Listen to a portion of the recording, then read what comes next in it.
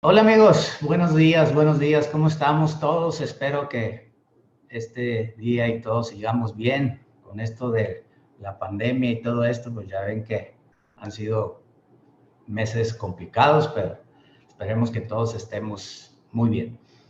Este día de la raza, 12 de octubre, pues hoy quisimos tocar un tema que desde mi punto de vista me parece muy importante, los efectos fiscales de la doble nacionalidad, los impuestos en Estados Unidos, los impuestos en México, cómo esa doble nacionalidad impacta, aunque vamos a verlo cómo impacta en los Estados Unidos. La verdad es que en el transcurso del tiempo hemos coincidido de manera importante con clientes comunes, la firma Procopio y VHR aquí en México, y les pedí de favor, ahí Marta Escobedo, que ahorita en un momento nos platicará algo, que contactáramos a Procopio, y dentro de Procopio, pues ahí nos está apoyando para esta plática Pedro Corona, un buen amigo de muchos años ahí con Procopio, y para que nos apoye con estos efectos fiscales de la doble nacionalidad, que de verdad a raíz de FATCA, de la ley de FATCA en Estados Unidos, el tema de la doble nacionalidad no es que no hubiera tenido efectos importantes, sino que a partir de FATCA es cuando empezó a maximizarse el tema de la doble nacionalidad, ¿no? Entonces, bienvenidos todos, de verdad aprovechemos a Pedro, un especialista en estos temas internacionales, y muchas gracias, Pedro, de verdad por acompañarnos, por aceptar esta invitación que te hicimos a estos cafecitos de los lunes que ya son tradicionales, y esperemos que ahorita se conecten más participantes. Marta, muchas gracias también por coordinar esta parte. Me gustaría ahí que presentaras un poco a Pedro también. Claro que sí, buenos días. Pedro, muchísimas gracias. La verdad estuvimos ahí insistiendo para poder coordinarnos y coordinar fechas sobre todo. El tema nos parece bastante importante, sobre todo por los temas que vienen, este tema de las herencias que está por verse también aquí en México. Entonces creo que esto nos va a servir de bastante utilidad. Tenemos muchos clientes que pudiera parecer que la doble nacionalidad es muy importante o que es bastante importante el tenerla, ¿no? El cómo hacernos de nacionalidad de Estados Unidos, pero también es importante ver las obligaciones que eso nos puede ocasionar. Entonces, cualquier pregunta, cualquier duda la pueden dejar en su chat. Al finalizar podemos abrir micrófonos sin ningún problema. Vamos a estar al pendiente de todos ellos. Igual en el YouTube vamos a estar al pendiente de las preguntas y se las haremos llegar aquí a Pedro por este medio. Bienvenido, Pedro, y pues adelante, Bueno, el escenario es tuyo. gracias, Pepe, Marta. Muy amables. Muchas gracias nuevamente por la invitación y por el espacio. Y como adelantamos al principio, pues, obviamente si tienen preguntas, siendo el formato que mencionaba Marta, y también si en el transcurso de la presentación hay dudas o quieren aclarar un punto o creen que vale la pena dedicarle más tiempo, por favor, con toda la confianza me pueden interrumpir y aclaramos las dudas, ¿no? Muchas veces es más fácil que planteen las dudas en vivo, y también tratando de replicar un poco lo que haríamos pues, en un café de verdad, ¿no? Si nos estuviéramos juntos en un auditorio, que esperemos que sea pronto otra vez, que pudiéramos tener esa dinámica. Pero bueno, con eso, el plan del día de hoy es platicar desde la perspectiva fiscal de Estados Unidos cuáles son los efectos fiscales de la doble nacionalidad. Y aunque se llama efectos fiscales de doble nacionalidad, pues en realidad lo que vamos a ver es efectos fiscales de la nacionalidad americana, ¿no? ¿Por qué? Porque lo que estamos hablando son escenarios o de posibles clientes de ustedes que tengan tanto la nacionalidad de Estados Unidos por cualquier razón, que generalmente es porque nacieron en territorio de Estados Unidos, y también tienen la nacionalidad de México porque tienen son hijos de padres mexicanos, ¿no? Entonces, ese es el escenario que probablemente tengan muchos casos. Puede presentarse otro caso que adquirieron por naturalización la nacionalidad de los Estados Unidos, o por green card y luego son residentes americanos, pero el escenario que estamos hablando, el principal, es personas con doble nacionalidad, ¿no? Nacieron en Estados Unidos, hijos de padres mexicanos. Entonces, eso y los puntos que vamos a ver muy brevemente es impuesto a la renta, impuestos sobre herencias y los efectos de la renuncia a la nacionalidad de los Estados Unidos. Entonces, ¿qué obligaciones tienen o cómo se justifican las obligaciones fiscales de una nacional de Estados Unidos? Otra vez, siguiendo con el ejemplo que probablemente muchos de ustedes ya han visto, tienen un cliente que tiene la nacionalidad americana, vive en México, paga impuestos en México, tiene la nacionalidad mexicana, tiene su INE, su pasaporte mexicano y sus negocios están en México, ¿no? Entonces, ¿qué obligaciones puede tener en Estados Unidos, además de las obligaciones que ustedes conocen y que tienen en México? Entonces, en principio, en materia de impuesto a la renta, tienen las obligaciones de presentar declaraciones en Estados Unidos cada año en materia de impuesto a la renta. Segundo, pagar impuestos en caso que haya un diferencial. O sea, uno es presentar declaraciones, pues puede ser que no tengan que pagar nada porque hay un acreditamiento de los impuestos pagados en México, porque la tasa que pagué en México es más alta en Estados Unidos, que puedo calificar por una exención y para pedir la exención tendría que estar presentando declaración. La primera obligación es presentar declaraciones. La segunda obligación es pagar impuestos en caso que tuviera algún impuesto a cargo, ¿no? Y la tercera obligación, y que cada vez cobra más relevancia, sobre todo lo que mencionaba Pepe al principio con FATCA, es presentar una serie de declaraciones informativas respecto a los activos que yo tengo fuera de los Estados Unidos, activos financieros que yo tengo fuera de Estados Unidos, principalmente cuentas bancarias, pero no solo cuentas bancarias, ¿no? Y aquí es lo que mencionaba Pepe al principio de FATCA. ¿Qué es lo que sucedió con FATCA? Es que ahora el gobierno de los Estados Unidos puede hacerse llegar de información de las cuentas bancarias que tienen americanos fuera de los Estados Unidos, ¿no? Entonces, ya con eso puede contrastar qué es lo que se presenta en esta declaración anual contra lo que le está informando el gobierno, por ejemplo, de México, y ver si un ciudadano americano está en cumplimiento de sus obligaciones, ¿no? Entonces, eso es, y ahorita vamos a entrar a los específicos de cada, lo que se tiene que reportar en materia de activos financieros extranjeros, pero solamente quería recalcar que este es un tema que está cobrando más relevancia, ¿no? Día a día. Y también derivado de FATCA, es que mucha gente se ha enterado de esta obligación que tiene de presentar declaraciones, ¿no? O sea, esta obligación de ciudadanos americanos de pagar impuestos en los Estados Unidos siempre ha existido, no es nueva, no deriva de FATCA, tiene más de un siglo en los Estados Unidos, ¿no? Desde que empezó el impuesto a la renta. Sin embargo, pues había mucho desconocimiento y todavía nosotros, muchos de ustedes nos han visto que vamos a hacer pláticas, conferencias a diferentes partes en México, en Latinoamérica, y mucha gente todavía se sorprende que una persona con la nacionalidad americana, viviendo en México, pagando impuestos sobre la renta en México, incluso con un pasaporte, viajando con un pasaporte mexicano, tenga que pagar impuestos en Estados Unidos, ¿no? Entonces, ¿qué es lo que hizo FATCA?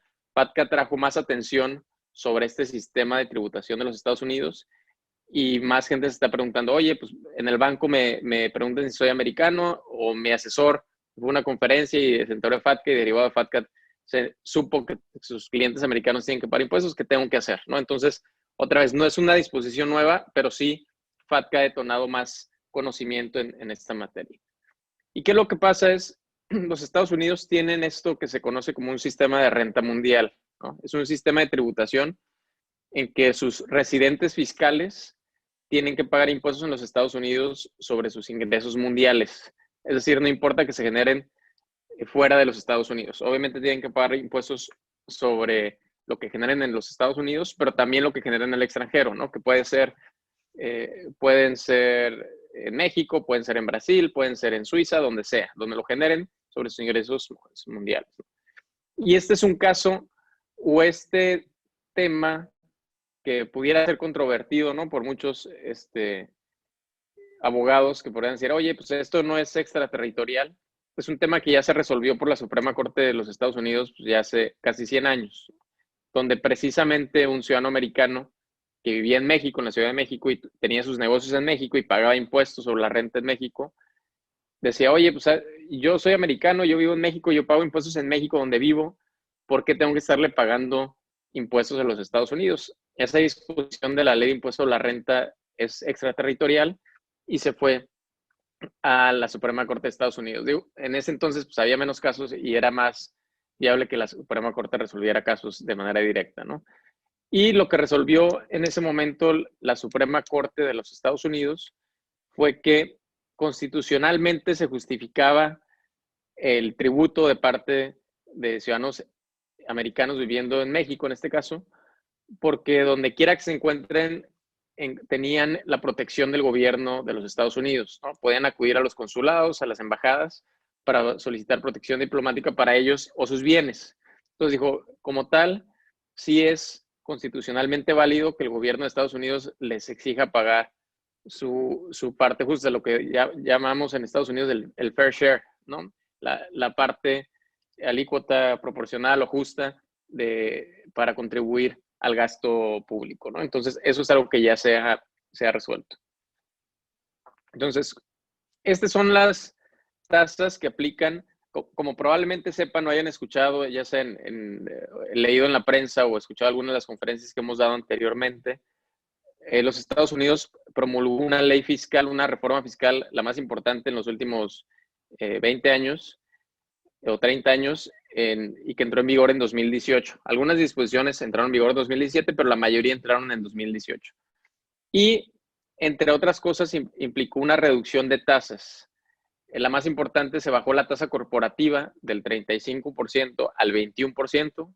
Ahora la tasa de personas morales es del 21%. Y de personas físicas, aunque no bajó tanto, también bajó, ¿no? Del 39.6% al 37%. Entonces, aquí es donde... ¿Y por qué lo traigo a colación? Porque habrán visto que parte del debate o la plataforma electoral en Estados Unidos es derogar esta reforma fiscal o por lo menos modificarla, ¿no? Y los que vieron el debate presidencial la semana pasada decían, no, si gana la plataforma demócrata, van a subir los impuestos a las personas físicas que tengan más de $400,000 al año.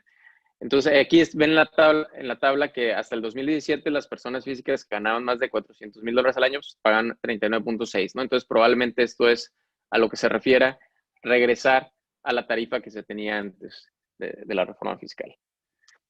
En Estados Unidos también hay una tasa preferencial para ganancias de capital, que es de hasta el 20%. Ahí en la pantalla pueden ver cuál es la tarifa, cómo se compone estos segmentos de la tarifa. Y la tasa, les decía, hasta 20%. Esta tasa aplica ganancias de capital de largo plazo, es decir, venta de bienes que se mantuvieron por inversión por más de 12 meses. Largo plazo son 12 meses. Y bienes de capital son otra vez bienes que yo mantuve para inversión. Por ejemplo, venta de acciones o venta de inmuebles, siempre y cuando no sea un desarrollador inmobiliario, ¿no? Pero entonces, oye, yo tengo un terreno que voy a vender, o que lo tuve 10 años y lo voy a vender, sobre la ganancia pago 20%. Oye, yo tengo acciones, compré acciones de Apple o compré acciones de mi empresa familiar o lo que sea, las voy a vender, la tasa es del 20%, siempre y cuando se cumpla este requisito de los 12 meses. Hay otros requisitos particulares cuando la empresa es extranjera, se va a vender, por ejemplo, acciones de una empresa mexicana, que generalmente se cumplen mientras no sea una empresa pasiva, etcétera, pero vamos a dejarlo en 20%, ¿no? Además, perdón, antes de decir, además esta tasa del 20% aplica también a dividendos calificados. Si yo recibo ingresos por dividendos, la tasa general es 37%, pero si son calificados, aplica la tasa de hasta el 20%. ¿Cuáles son dividendos calificados? Pues primero, si vienen de dividendos de sociedades americanas, ¿no? Ese es primero, dividendos calificados. Segundo, dividendos que yo reciba de sociedades constituidas en países con los que Estados Unidos tenga un acuerdo amplio de intercambio de información. O sea, dividendos de sociedades extranjeras contratado con Estados Unidos, ¿no? Como sería el caso de México. Entonces, si yo recibo dividendos de una empresa mexicana, otra vez, y que no es una empresa pasiva, alguno de estos requisitos que les decía, pues el dividendo que yo reciba está grabado al 20%. Si yo recibo dividendos de una empresa argentina que no tiene tratado con Estados Unidos, los dividendos les aplica la tasa de hasta el 37% que vimos en la lámina anterior. Pedro. Sí. En ese sentido, en la lámina, en lo que estás comentando de los dividendos, una de las cuestiones que hemos visto muy comúnmente, que tenemos opiniones diversas, es respecto a un mexicano que tiene doble nacionalidad, que es dueño de una empresa mexicana, que la empresa mexicana le paga dividendos en México, obviamente los tiene que acumular en Estados Unidos. El asunto es que los dividendos en México pueden pagar un impuesto en México.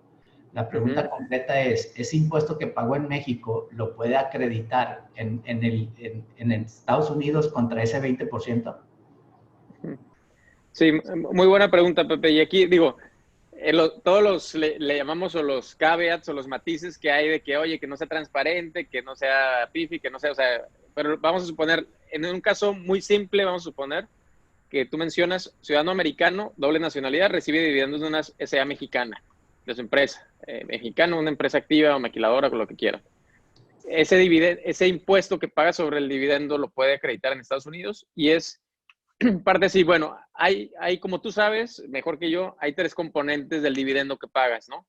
El primero es el 10%. Vamos a suponer que viene de CUFIN después del 2014 y me retienen el 10%. ¿Ese 10% lo puedo acreditar? Sí, ese 10% sí lo puedo acreditar porque es un impuesto a cargo del accionista que aunque pago a través de una retención, es un impuesto que yo pago, no ese 10%. Ahora, la segunda parte o el resto del componente del impuesto es más complejo, ¿no? Porque, otra vez, usted lo conoce mejor que yo, es el impuesto, recibo un dividendo de la sociedad mexicana, lo tengo que piramidar, suponiendo que viene de CUFIN, y tengo que incluir el impuesto, o sea, acumulo la parte proporcional del impuesto, le calculo el impuesto y sobre eso pago el 35 y le reduzco lo que ya pagó la persona moral, ¿no? Digo, si creen que vale la pena hacer un ejemplo numérico, creo que esto lo conocen ustedes mejor que yo, pero otra vez si quieren. Entonces, acumulo el dividendo piramidado, calculo el 35 y acredito el 30 que ya pagó la persona moral, ¿no? Esa es la mecánica de los dividendos que salen de CUFIN. Entonces, que me imagino que ahí es donde has encontrado opiniones encontradas, Pepe, ¿no? De fiscalistas de Estados Unidos. Oye, acredito los 35, acredito los 5 o los 30. Entonces, la respuesta, técnicamente la respuesta correcta es que acredito los 5 que yo pagué como accionista. Esa es, hay otra. ¿Por qué? Porque en base a los reglamentos de fiscales en Estados Unidos me dicen, oye, tiene que ser un impuesto efectivamente pagado por el accionista y este acreditamiento del 30% que viene de la CUFIN no lo pagó el accionista. Sí se está satisfaciendo una obligación a través de un acreditamiento indirecto, si quieren, pero no es algo que desembolsó el accionista. Y ahí hay un caso, en una de las casas de las... yo doy una clase de impuestos de Estados Unidos aquí en la UABC en Mexicali, y uno de los casos que les pido que lean es uno del Tribunal Fiscal de un caso muy similar del Reino Unido, ¿no? Que tiene también un sistema que le llaman un sistema fiscal integrado o de tributación integrado en materia de dividendos, ¿no? Que es precisamente de que, oye, paga la persona moral, después, cuando reparte el dividendo, paga el accionista, pues lo puede acreditar. Y ahí ya dejó muy claro el Tribunal Fiscal de Estados Unidos que es, pues que no puedes acreditar el impuesto que le correspondía a la persona moral, ¿no? ¿Por qué? Porque no lo pagó el accionista. Ahora, ¿qué sucede en la práctica? En la práctica no todos los contadores en Estados Unidos, no todos son especialistas en temas internacionales, ¿no? Hay unos que son muy buenos en temas de inmobiliario. Estados Unidos, al ser tan complejo, tienes gente que se especializa oye, yo soy especialista en temas inmobiliarios. Oye, yo soy en temas de industria de restaurantes y yo me sé de todo, etcétera. Yo me sé, no sé, etcétera, ¿no? Entonces, no todos ven temas internacionales. Y del poco gremio que sí ven temas internacionales, pues tampoco no todos están familiarizados con estos precedentes. ¿Qué es lo que pasa en la práctica? Le dan la declaración mexicana, tú ves en la declaración mexicana dice dividendos e impuesto, y pues acumulan el dividendo piramidado, que es incorrecto porque le deberían de quitar la parte de la piramidación, y acreditan el impuesto de la persona moral, que también es incorrecto, ¿no? Entonces, en la práctica yo creo que sí es, otra vez, Pepe, no sé si hay algo más que quieras aclarar, pero creo que ese es el caso que te estás refiriendo. Eso lo hemos visto en muchas ocasiones, pero sí técnicamente es incorrecto. Sí, precisamente ese era mi tema, porque también hay un tercer escenario, Pedro, cuando no proviene de CUFIN y que entonces técnicamente hay una retención de impuesto y hay un impuesto pagado porque no proviene de CUFIN. Pues al no provenir de CUFIN quiere decir que la empresa no ha pagado el impuesto y entonces le piramidas al socio y sobre esa piramidación retienes un impuesto. Entonces ahí pudiera ser el caso de que sí se acredite sin problemas.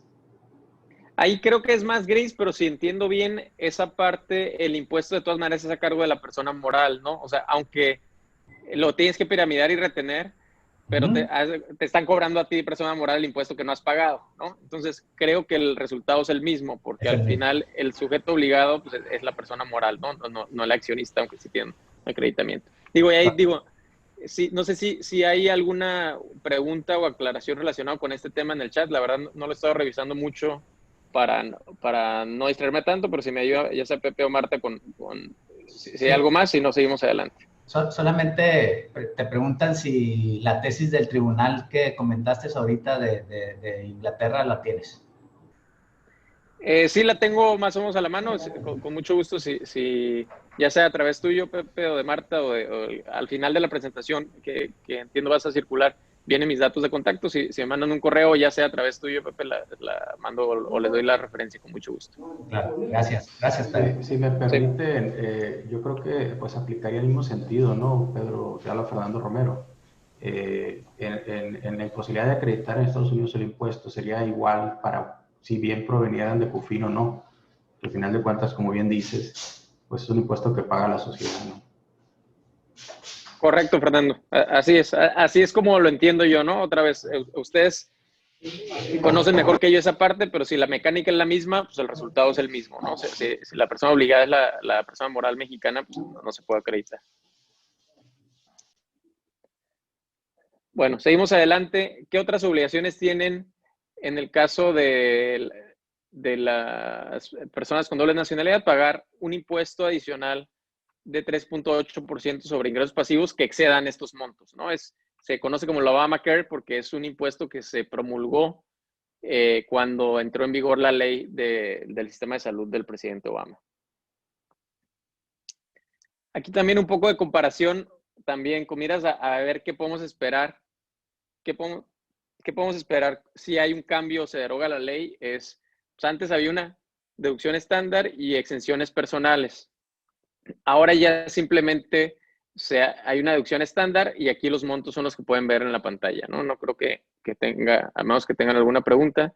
Y aquí hay un ejemplo ya numérico de qué pasa con la ley anterior y con la nueva ley en caso de un matrimonio con 2 hijos.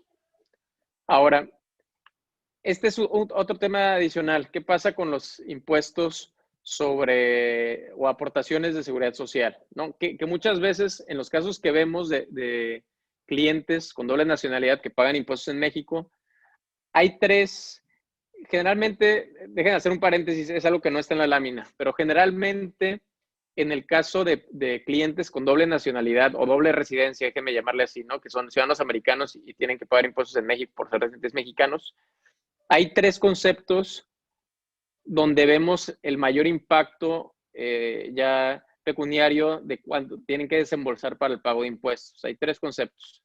Uno es en el caso de dividendos que veíamos, ¿no? ¿Por qué? Porque pues, en Estados Unidos tengo que pagar hasta el 20% y en México pues, probablemente nomás puedo acreditar el 10 y el 5 que hablábamos, ¿no? Entonces siempre hay un diferencial que tengo que pagar en Estados Unidos por concepto de dividendos. El segundo concepto, porque generalmente me da un diferencial, es ingresos por arrendamiento.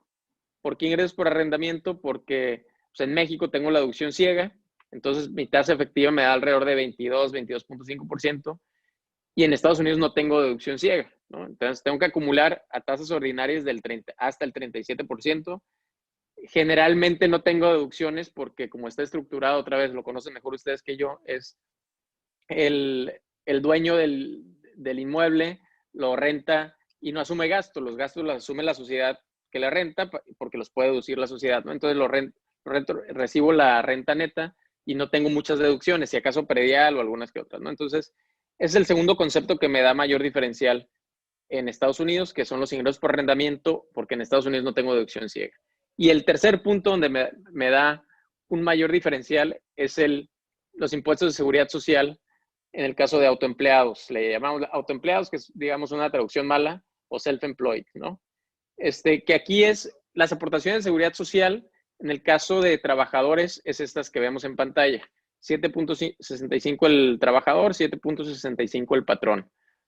Que esto es cuando el empleo se desarrolla en los Estados Unidos. En el caso de personas autoempleadas, déjenme hacer la traducción así, pues el impuesto o las aportaciones de seguridad social las hace completamente el dueño de la empresa, ¿no? El empresario, el cliente. Entonces, y aplica en esos porcentajes, sobre estos parámetros. ¿Y qué es lo que pasa? Que aquí no hay una excepción o no me aplican solamente cuando el negocio está en los Estados Unidos. Me aplica aunque el negocio se desarrolle en México. Entonces, si yo tengo una persona física con una actividad empresarial en México, pues esa actividad empresarial califica para un negocio, un trader business en Estados Unidos, que me puede generar el que tenga que hacer aportaciones de seguridad social en Estados Unidos, ¿no? Entonces, como este no es un impuesto sobre la renta, no puedo acreditar el impuesto que pagué en México. Como México y los Estados Unidos tampoco tienen un acuerdo de totalización, un tratado internacional en materia, o un acuerdo internacional en materia de seguridad social. Le llamo acuerdo porque no necesariamente tiene que tener el nivel de un tratado, si no es un acuerdo, puede ser un acuerdo entre el Poder Ejecutivo, pero como no lo tienen, entonces tampoco puedo acreditar lo que yo pague en México, ¿no? Entonces lo tienen que pagar completito y generalmente en ese orden es el que podemos ver el mayor efecto, les decía, en el caso de una persona con doble residencia o doble nacionalidad que tenga que pagar impuestos en Estados Unidos, dividendos, arrendamientos y este tema del self-employment. Bueno, ya con eso, les decía, es el esquema o el sistema de tributación en los Estados Unidos. Ahora, ¿quiénes tienen que pagar o quiénes están sujetos a este sistema de renta mundial con tasas de impuesto a la renta de hasta el 37%, tasa preferencial de ganancias de capital y los otros impuestos que platicamos es los que sean residentes? ¿Quiénes, en caso de personas físicas, quiénes son residentes fiscales de los Estados Unidos? Les decía, los nacionales o los ciudadanos de los Estados Unidos, ¿no? Si tengo la nacionalidad porque nací en Estados Unidos, porque mis papás eran americanos, porque me naturalicé en los Estados Unidos, son residentes fiscales de Estados Unidos. Segundo, si tengo green card, un permiso de residencia permanente. Si tengo un green card, bajo la ley doméstica, bajo el Internal Revenue Code, son residentes fiscales de los Estados Unidos. Y la tercera es la prueba de presencia substancial. Si paso 183 días o más al año en los Estados Unidos bajo una fórmula que ahorita vamos a ver, soy residente fiscal de los Estados Unidos, ¿no?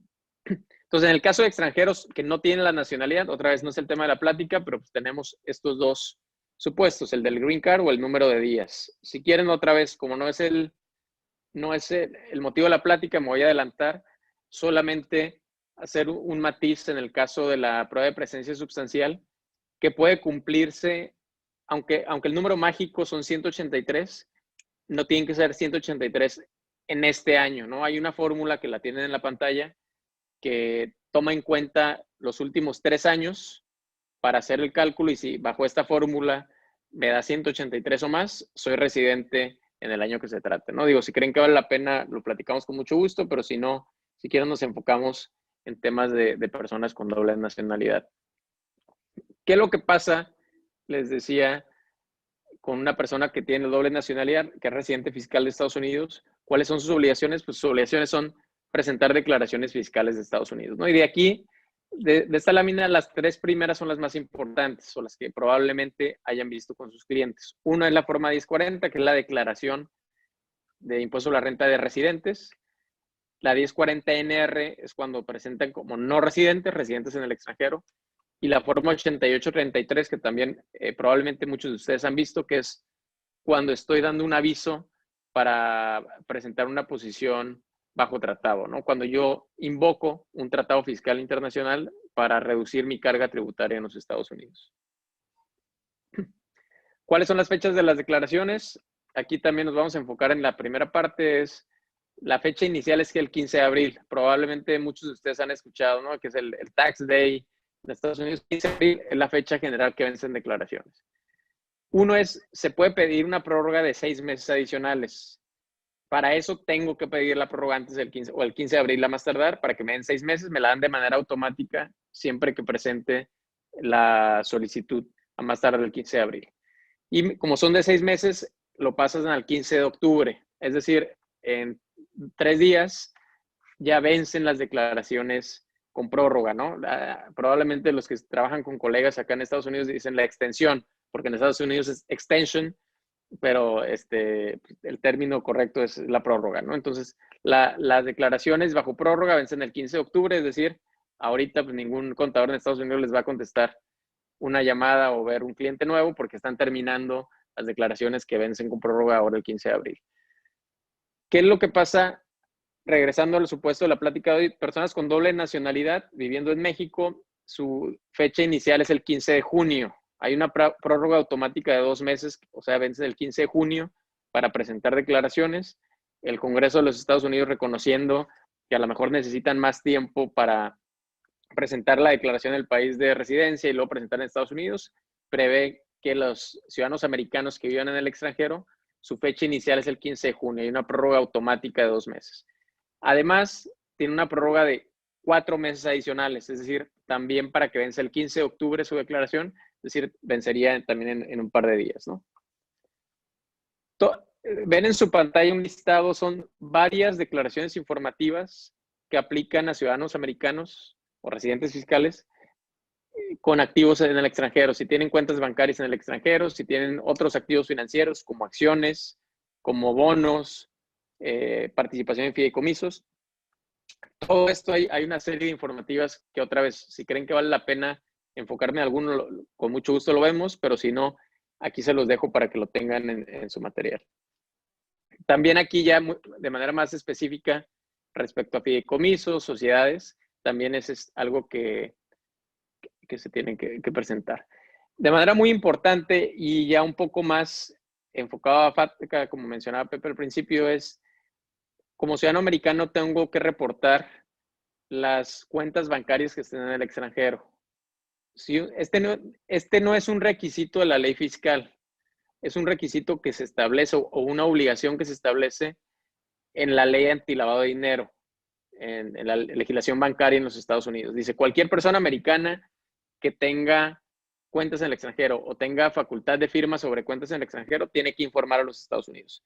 Entonces, aunque no es una obligación derivada del Código Fiscal, la administra el Departamento del Tesoro a través del IRS, ¿no? Entonces, sí se ha delegado su supervisión al IRS, a la autoridad fiscal. Entonces, si un ciudadano americano tiene cuentas bancarias en el extranjero y en su conjunto exceden $10,000, no es la cuenta que excede $10,000.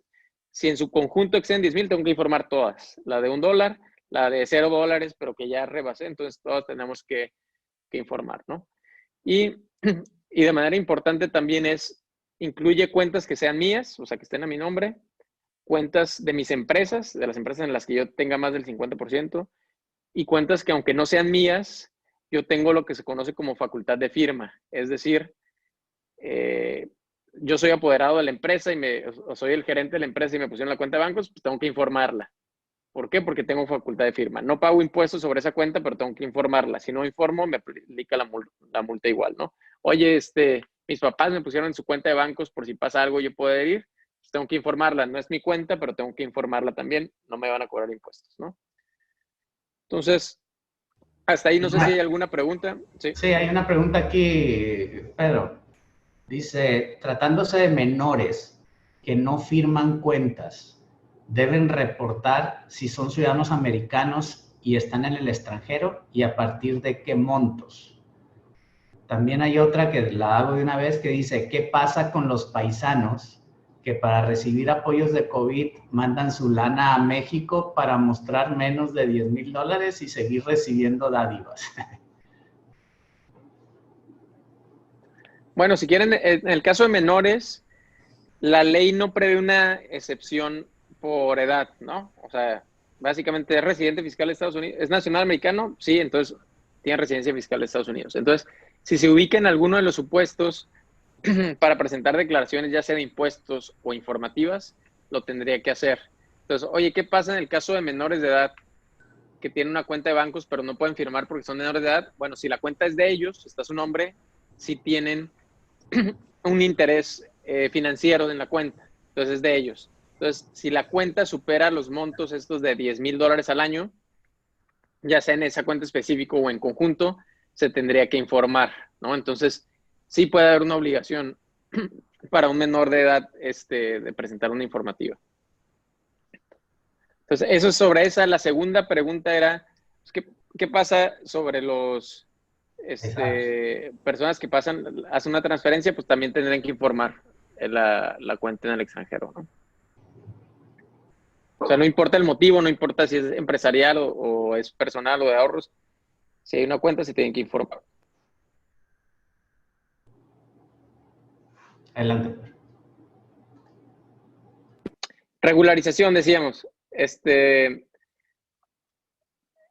Estados Unidos, las facultades para determinar un crédito fiscal, la regla general es que son 3 años. Entonces, estos 3 años es la regla general, que pueden ser 6 si hay omisión de ingresos del 25% de los ingresos.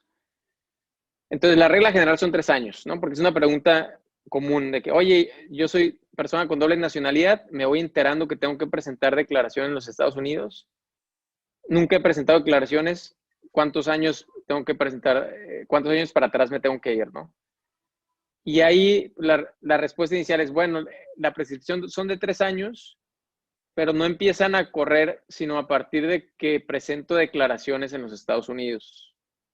Es decir, el término de 3 años empieza a correr una vez que yo presento la declaración. Si no presento declaración, no empieza a correr el periodo de prescripción. Entonces, ¿qué quiere decir esto? Pues que técnicamente la IRS se podría ir de manera indefinida años para atrás para determinar un crédito fiscal, ¿no? Si había ingresos. Entonces, eso es muy importante porque otra vez, no es que por el simple paso del tiempo ya caduquen las facultades de la autoridad fiscal, si no presento una declaración de impuestos, pues nunca van a caducar, ¿no? Entonces, esto es una consideración cuando estamos viendo casos de regularización.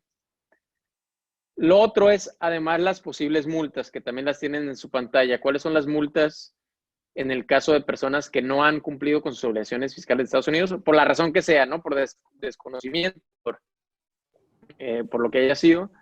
Pues puede ser multa del 25 o hasta el 40%, generalmente el 25% por la omisión de presentar declaración, ¿no? Por no haber presentado una declaración de impuestos, la multa es del 25% del impuesto debido. Es sobre el impuesto debido. Si no hay impuesto, pues no me aplica esta multa.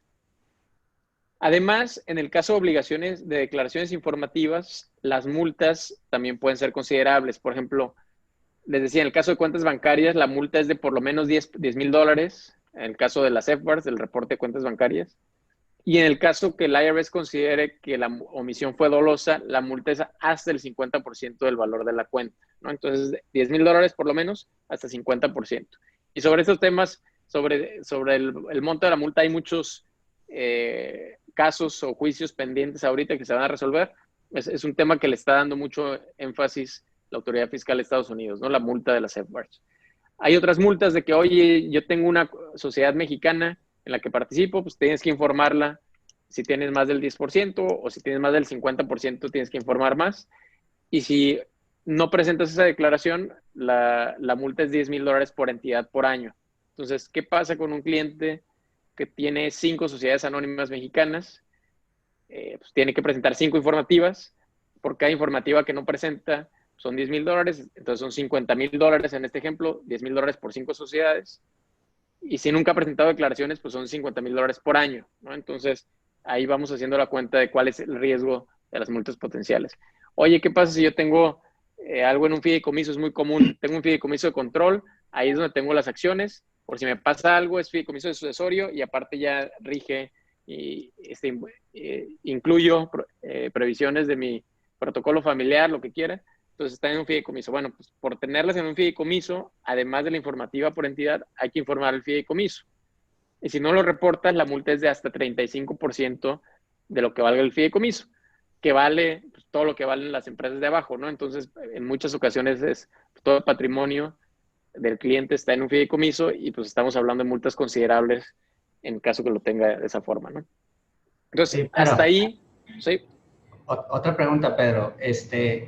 Entiendo que en materia de prescripción, la regla general son los 3 años, pero también entiendo que es a partir de que empiezas a presentar declaraciones. Pues entonces, en la práctica, digo, en ese término, pues la autoridad tendría todos los años posibles para requerirte las declaraciones.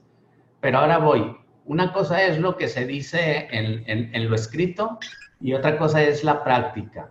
En la práctica, la autoridad en Estados Unidos, más o menos, ¿cuántos años son los que te da para que presentes declaraciones hacia atrás?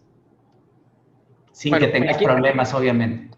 Sí, aquí hay dos elementos, ¿no? Uno es, si te auditan, ¿qué tantos años se van para atrás? Si te auditan en la práctica o las directrices del IRS, su manual, lo que les dice es, ves de 3 años, ¿no? ¿Por qué? Porque son los periodos de prescripción. Si ves un tema de un posible fraude o de una omisión de ingresos del 25% que les decía, vete 6 años, eso dice el manual, ¿no?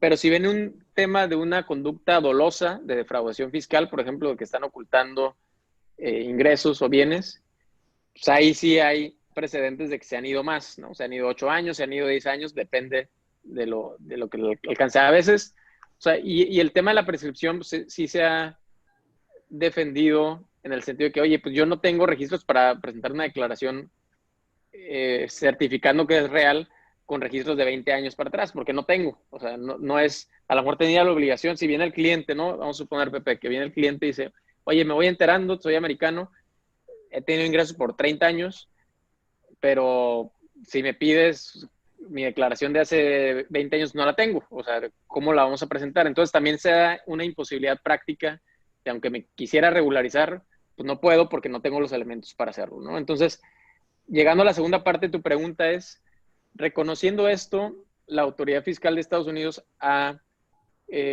implementado algunos procedimientos de regularización, ¿no? Y aquí hay, y generalmente una persona en esta situación tiene 4 opciones, ¿no?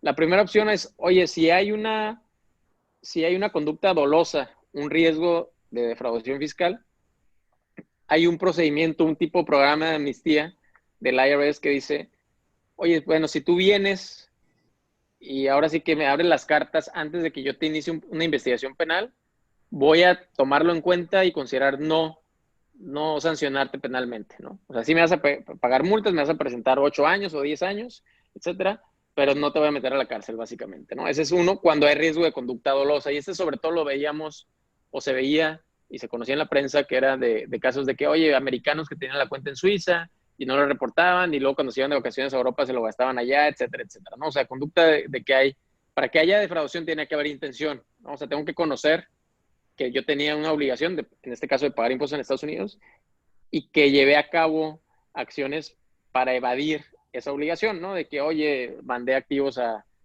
un país que no hay intercambio de información, oye, los puse a nombre de familiares que no son americanos, o no sé, una serie de cosas. Entonces, ese es el caso que haya un riesgo penal, que la verdad no son la mayoría de los casos, ¿no? O sea, la verdad, la mayoría de los casos es, oye, soy americano, no sabía, o me dijeron, en su momento me dijo mi compadre, pero pues no le creí, yo ya pago impuestos en México, le pregunté a mi contador, etc. Entonces, en esos casos, digamos, más benévolos, que no hay un tema de dolo, hay un programa en específico que yo lo denomino borrón y cuenta nueva para equipararlo a lo que había en México hace unos años, ¿no? Que ustedes se acuerdan también mejor que yo, que decía que en este caso el del IRS dice, oye, pues tú, si es una persona, la clave es que no haya dolo.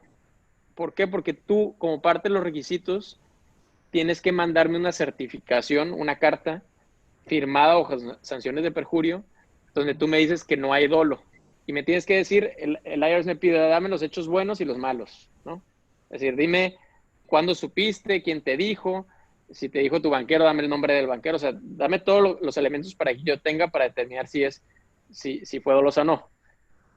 Y si no fue dolosa, preséntame 3 años de declaraciones de impuestos, 6 años de la CFBAR, 6 años de la reporte de cuentas bancarias extranjeras. ¿Por qué? Porque para la CFBAR, les decía paréntesis, como viene la ley bancaria, no viene la ley fiscal, para las EBARS el periodo de prescripción son 6 años. ¿Por qué? Porque es otra ley, ¿no? Pero entonces por eso me dice 3 años de declaraciones, que es la regla general, 6 años de EBARS, que es la regla general de EBARS, págame el impuesto debido, págame los intereses, y en vez de todas esas multas que te dije que del 25%, que 10,000 por cuenta, 10,000 por sociedad, 35 de fideicomiso, etcétera, págame una multa del 5% del valor más alto de tus activos en este periodo. O sea, calcúlale, saca cuánto eran 5%, y págame el impuesto y ya ahí muere. O sea, no es un programa, no es un decreto, no es una ley, es un programa que la IRS publicó en su página de internet, ¿no? Entonces, si ahorita terminó la plática, me meto y lo quitó, pues se acabó el programa. Entonces, digo, no sé, en la práctica lo que va a hacer el IRS va a anunciar, y ya ha anunciado, que ese programa no es para siempre, ¿no? Entonces, en la práctica lo que va a hacer es, ¿saben qué? Yo creo que ya le quedan unos meses, los que vayan a entrar, entren, pero si no, se acabó el programa de borrón y cuenta nueva, ¿no? Entonces, eso es uno. 2 es, legalmente no hay nada que impida al IRS irse 20 años para atrás, aún este programa. O sea, hay el compromiso del IRS de que con eso es suficiente, pero no hay un impedimento legal de que, oye, pues, ¿sabes qué? Mejor si voy a desenterrar tu declaración de hace 10 años porque creo que había algo y me determina un crédito fiscal, probablemente el tribunal fiscal no le vaya a dar mucho valor a lo que publicó en su página de internet, ¿no? Pero es, digamos, obrando de buena fe, es una alternativa. ¿Por qué? Porque ahí lo que sigue, o sea, tenemos el programa para conducta dolosa, el programa borrón y cuenta nueva. Si no hay programa borrón y cuenta nueva, o no califico porque no me siento cómodo firmando la certificación o lo que sea, tenemos lo que se llama quiet disclosure, como una pues, presentación simplemente extemporánea de declaraciones, ¿no? No me estoy apegando a ningún programa, pero simplemente te estoy presentando las declaraciones por 3 años, por 5, por 6. Ahí sí no hay una regla blanco y negro, ¿no? O sea, decir, bueno, pues me voy a ir por 3 porque pues, es el periodo de prescripción, pero me podría ir por 5, me podría ir por 6. Y ahora sí que presenta las declaraciones, darles la bendición y pues, que no te multen, ¿no? Si te multan, pues vamos a defenderla, las declaraciones. Pero en Estados Unidos, técnicamente, las multas que estamos viendo en la pantalla aplican por presentación extemporánea. No hay cumplimiento espontáneo, ¿no? Que también es una pregunta que me hacen muy común. No hay como en México de que, oye, si yo presento la declaración antes de que vengan y me pregunten, en México es cumplimiento espontáneo y no me multan. Bueno, en Estados Unidos no. En Estados Unidos, oye, va un día tarde, ¿sabes qué? Yo vivo aquí en Tijuana, iba a cruzar a mandarlas el 15 de octubre por correo certificado, me cerraron la frontera, no pude cruzar, pues van tarde, las presenté el día siguiente, van tarde. Entonces, van tarde es multa. Si va un día tarde, se presenta la multa, ¿no? ¿Qué es lo que pasa? Hay multa al menos que haya causa razonable. ¿Qué es causa razonable? Yo hice las gestiones que le llaman el estándar en Estados Unidos, es que una persona razonable en las mismas circunstancias haría, y aún así no pude cumplir con mi obligación, ¿no? Por ejemplo, este caso de que, oye, yo ya iba a cruzar a Estados Unidos, me cerraron la frontera por un tema sanitario, por lo que sea, pues a lo mejor ahí el IRS va a decir, bueno, pues sí tenías causa razonable, pero si es simplemente, oye, yo no sabía, pues nadie me dijo, me dijeron, no les creí, etcétera, pues eso no es causa razonable, ¿no? O técnicamente no es causa razonable. Entonces, ahí es el riesgo que se presenta en este tipo de declaraciones que no se apegan a ningún programa. Entonces, si quieren, digo, no nos daría tiempo a hablar de impuesto de herencia. Si quieren, vámonos a la parte de renuncia, y a lo mejor eso lo platicamos en otra ocasión, pero renuncia a la nacionalidad de Estados Unidos, ¿no? Nomás para darle continuidad a esto que estamos platicando de, oye, ¿sabes qué? Pues sí, soy americano y aprendí que tengo que pagar impuestos en Estados Unidos. 2, ya vi qué consisten esas obligaciones. 3, ya vi el riesgo de multas por no haber presentado declaraciones a tiempo. ¿Sabes qué? Voy a renunciar. Es lo que dicen muchos clientes, pues me sale mejor, me sale más barato solamente lidiar con las declaraciones en México y no tener que pagar impuestos en Estados Unidos. Bueno, en el caso de renuncia, lo que prevé la legislación de Estados Unidos es un impuesto de salida, un exit tax, básicamente. Dicen, bueno, el día que tú renuncies, se considera que vendiste todos tus bienes al valor de mercado, me pagas el impuesto sobre esa venta ficta y ya al día siguiente ya, si te vi ni me acuerdo, ¿no? Entonces, Eso es lo que implica la renuncia de Estados Unidos. Entonces, por eso los que hayan visto de ustedes, los que tengan clientes que hayan considerado la renuncia a la nacionalidad de Estados Unidos, generalmente lo primero que dicen los abogados migratorios es, oye, sí, pero consulta con un fiscalista, ¿no? Con un abogado fiscalista en Estados Unidos, porque yo te ayudo en la parte migratoria, pero esto puede tener consecuencias fiscales. Se refiere a esto el impuesto de salida, ¿no? ¿A quiénes le aplica? Pues, a las personas de nacionalidad americana. También aplica, otra vez, no es la materia de hoy, pero le aplica a personas con green card que la han tenido en 8 de los últimos 15 años. ¿Cuáles son los eventos de expatriación? En el caso de personas con doble nacionalidad, pues la pérdida de la ciudadanía, que es retroactivo. Generalmente el proceso, y otra vez no es mi especialidad del área migratoria, pero lo que he visto con clientes que lo han hecho, es van al consulado o a la embajada y dicen, oye, quiero renunciar a la ciudad americana. Dicen, ¿estás seguro? Mira, implica todo esto. ¿Sabes qué? La política ahorita es tómate unas semanas para que lo pienses, y si de todas maneras quieres renunciar, ven y regresas. Entonces necesitan una segunda cita, van y ratifican su derecho de querer renunciar, firman la solicitud ahí ante el oficial consular, y el oficial consular manda esa solicitud a Washington, D.C., y allí ven que cumpla con los requisitos y le dan un certificado de pérdida de nacionalidad, ¿no? Entonces, en caso que se lleve a cabo todas esas etapas de manera exitosa, la renuncia surte efectos para efectos fiscales en esa segunda cita, en esa cita donde yo firmo la solicitud y el consentimiento para perder la nacionalidad, ¿no? Entonces, aunque el certificado de renuncia me lo den 3 meses después o 6 meses después, surte efectos fiscales el día que yo voy al consulado esa segunda ocasión, ¿no? Y aquí el tema importante, otra vez con personas de doble nacionalidad, es que hay una excepción para que no me aplique este impuesto de salida. Para que no se considere que yo vendo todos mis bienes, ¿no? Y me voy a enfocar en la primera. Aplica a caso de personas que tienen la doble nacionalidad por nacimiento, es decir, son ciudadanos de los Estados Unidos por nacimiento, hijos de padres americanos o porque nacieron en territorio de Estados Unidos, y también son ciudadanos mexicanos por nacimiento, hijos de padres mexicanos, por ejemplo. Soy residente fiscal de ese otro país del que tengo la nacionalidad, en este caso de México, tendría que ser residente fiscal mexicano, pagar impuestos en México sobre mis ingresos mundiales.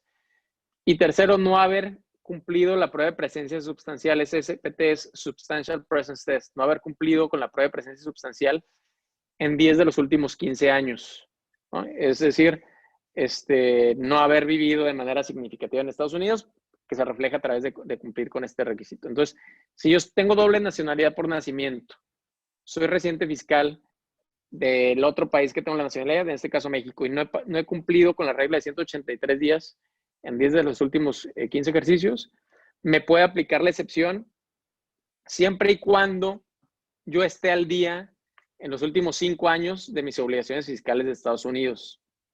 Es decir, un cuarto requisito para que me aplique esta excepción es estar al día los últimos 5 años de mis obligaciones fiscales en Estados Unidos. ¿Qué quiere decir? Que generalmente vamos a suponer que viene Pepe y me dice, oye, ¿sabes qué? Yo tengo un cliente, sí, la mayoría de sus ingresos son por arrendamiento, es ciudadano americano, nomás el diferencial de lo que le va a resultar pagar en Estados Unidos pues es muy oneroso, va a renunciar. Entonces, la renuncia debe ir acompañada de un procedimiento de regularización, porque aunque encuadre en ese supuesto de la excepción, tengo que regularizarme 5 años, después renuncio, y ya de ahí en adelante ya no tengo que pagar, ¿no? Hasta el día de la renuncia, pues sigo siendo ciudadano americano y tendría que las obligaciones que platicamos anteriormente. Entonces, por eso les decía, quería brincar del tema de regularización al tema de la renuncia, porque sí son procesos que vemos de manera simultánea con clientes en esta situación. Entonces, con eso, Pepe, Marta, yo creo que es lo que lo más relevante que nos da para hablar en esta hora, en este espacio. No sé si a lo mejor quieren que tengamos unos minutos con preguntas que tengan ustedes o el resto de los participantes. Sí, Pedro. Fíjate bien, entiendo que no es el punto medular de la charla, ¿no? Pero en el transcurso del tiempo hemos recibido como firma aquí en México muchos comentarios, muchas explicaciones del tema GILTI. y cómo afecta el GILTI en los ciudadanos que tienen la doble nacionalidad. Sin que sea, te insisto, una explicación muy extensa, sino nomás que nos pudieras puntualizar así 2, 3 puntos importantes que tenga que ver con GILTI.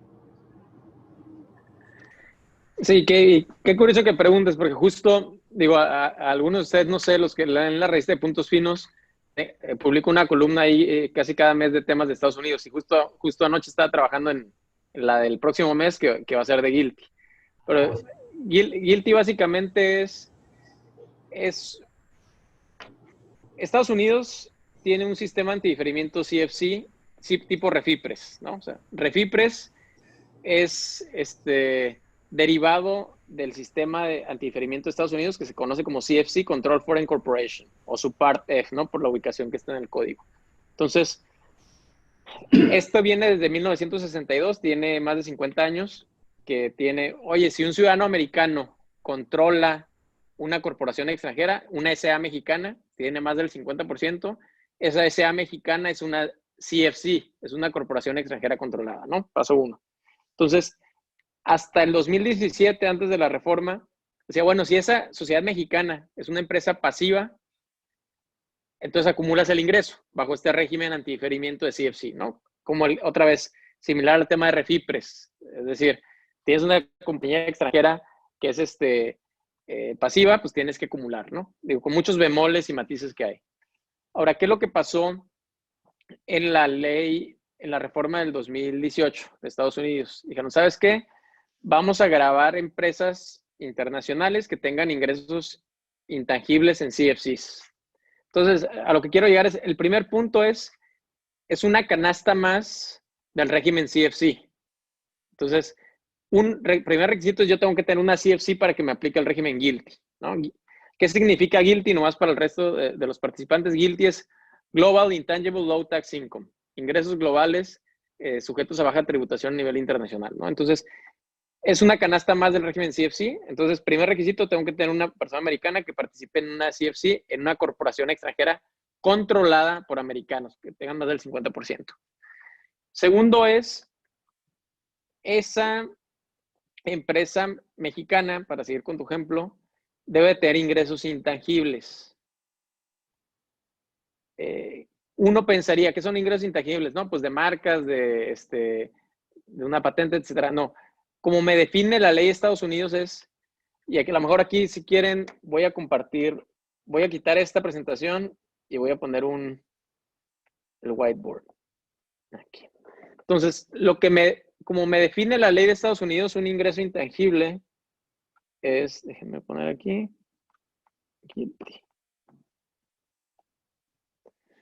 me lo define a contrario censo, ¿no? Un ingreso intangible, o sea, es lo que no derive lo que no sea un ingreso tangible, ¿no? Entonces, lo que me dice es, dame tu costo fiscal, tu adjusted basis en tus activos tangibles. Déjenme, estoy tratando de hacerlo lo menos complejo posible, ¿eh? Dime cuánto tienes de activos tangibles. Dime cuál es tu costo fiscal de activos tangibles. Vamos a suponer que es 1,000.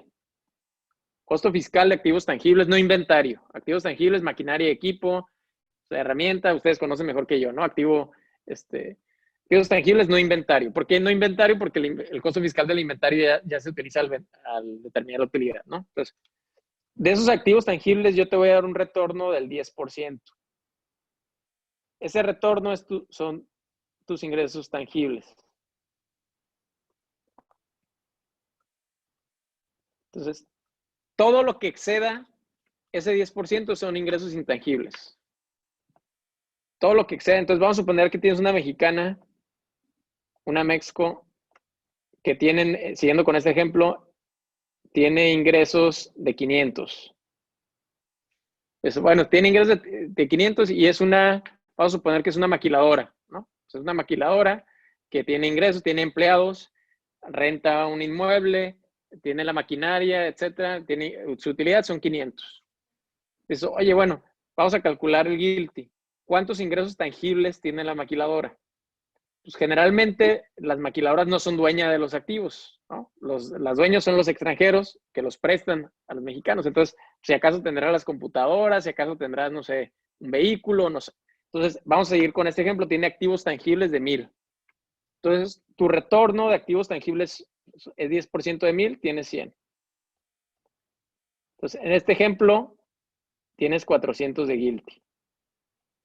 Otra vez, estoy simplificando mucho el cálculo, pero mi punto es, a lo que quiero llegar es, no necesitas tener activos intangibles o ser dueño de intangibles para generar GILTI. Lo que necesita pasar es que no tenga suficientes tangibles, ¿no? Y ahí ya generó GILTI. Entonces, ahí no sé, ¿qué es GILTI? No sé, Pepe, decías que has recibido varios comentarios. ¿En qué punto te refieres? Lo que pasa es de que aquí en México muchas de las empresas que tienen socios de doble nacionalidad están ubicadas en el sector agropecuario. Y en el sector agropecuario las empresas en México tienen un impuesto que lo pagan hasta que cobran. O sea, es al flujo. Entonces, el efecto que estás calculando, el GILTI, en ese tipo de empresas es un efecto muy importante y genera que se pague un impuesto, voy a decirlo así, en Estados Unidos, del impuesto que se está definiendo en México, pues. Entonces, ese escenario, voy a decirlo así, no estaba configurado en el modelo de negocio de las empresas hasta antes del 2017-18 que entró en reforma esto, pues. Y eso ha ocasionado que los mexicanos, o sea, más bien los de doble nacionalidad, pues estén impactados de manera importante con el impuesto que hay que pagar en GILTI en Estados Unidos, ¿sí? Por los negocios que tienen en México, pues. Entonces, es un tema que nos preguntan mucho, que si tienen la obligación de cumplir con ese impuesto, voy a decirlo así, en Estados Unidos. La respuesta obviamente es que sí, y eso ha hecho que tengamos que hacer cambios de estructuras buscando precisamente el no pagar, pero de una manera, más bien dicho, no es no pagar, sino salir del supuesto que genera GILTI, pues. Sí, y correcto. Digo, y aquí, como bien decías, no quiero entrar mucho de detalles para no tomar más tiempo y no confundir más, pero sí, tienes GILTI, la consecuencia es, pues tengo que acumular, ¿no? El accionista de doble nacionalidad de la sociedad mexicana, o sea, SA o SPR, DRL o lo que sea, tiene que acumular, y ya sea la tasa del 37, y hay ciertas elecciones que puede hacer para pagar una tasa menor. Gran parte le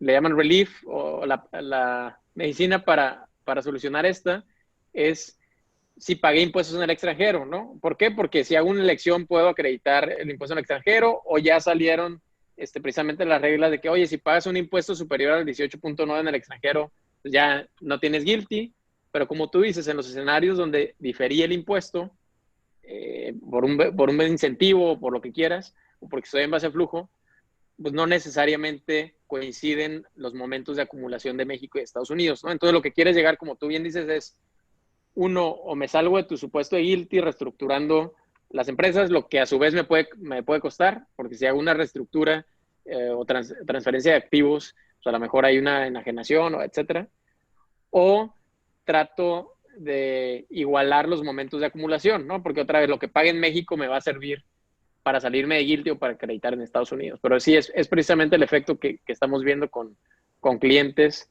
que sí es un elemento adicional y que no hace sentido o no es lo que estamos acostumbrados, ¿no? Dices, oye, no es una empresa pasiva, tengo empleados, sí tengo activos, no lo estoy haciendo por un tema de diferimiento, pero al final sale atrapado en esta definición muy, muy amplia de GILTI, ¿no? Muy bien, pero no, creo que nos metimos en camisa de 11 varas con esto del GILTI, pero créeme lo que es un comentario muy recurrente de aquí en México, ¿no? Con esos dobles nacionalidades. Sí. Bueno, correcto. Aquí hay un comentario, Romeo Pastrana dice, ¿algún comentario general de los que tienen nacionalidad española y mexicana? supongo que tiene su tratamiento especial, ¿no? No sé si... Ahí, digo, la verdad, no es que conozca o no tengo licencia para ejercer en España. De lo que yo entiendo, lo que he visto con clientes, pues España no tiene un tratamiento similar al de Estados Unidos de que grabe por nacionalidad, ¿no? Graban por residencia, y que entiendo que es por número de días, pero ahora sí que no es... y también entiendo que tiene un impuesto sobre herencias, pero no creo que haya algo que se asimile a lo de Estados Unidos, pero otra vez no es mi especialidad. Sí, ahí más que nada funciona desde el punto de vista residencia, ¿no? Si un español vive en México, va a pagar impuestos en México y no en España. Correcto. Pero si tiene fuente de riqueza en España, pagará por lo que tenga en España nada más. Pues eso, que creo que es la regla general en muchos de los países, ¿no? Correcto. Muy bien. ¿Alguien que quiera comentar algo adicional?